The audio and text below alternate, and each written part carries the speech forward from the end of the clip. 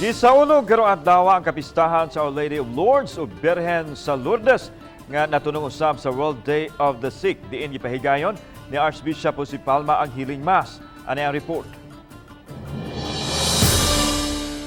Sa gawas nga bahin sa Cebu Cathedral, nahimutang ang rebulto sa Birhen sa Lourdes nga gibisita usab sa mga ributo ato siyang kapistahan karong adlaw.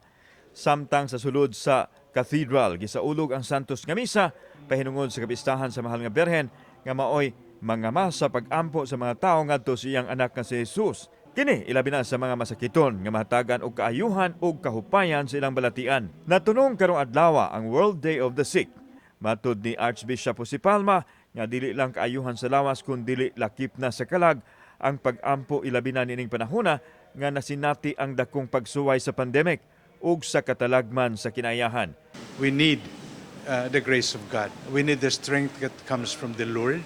And of course, with the feast of Mama Mary Birhen sa Lourdes, we are aware of how many healing, not only physical but spiritual, also happen in Lourdes.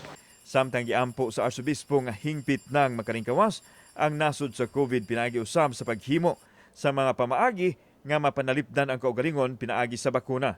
Walay nakitang sayop ang Arsobispo sa pagpamakuna sa mga batang na edad og 5 anyos ngadto sa 11 anyos basta adunay pagtugot sa mga doktor.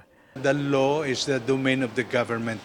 But on our part, if there is nothing, I would say, contrary or dangerous physically, no, and that we rely on the doctors, I do believe, as many of us, in the Catholic Church believe that vaccination is a very important process in the normalization.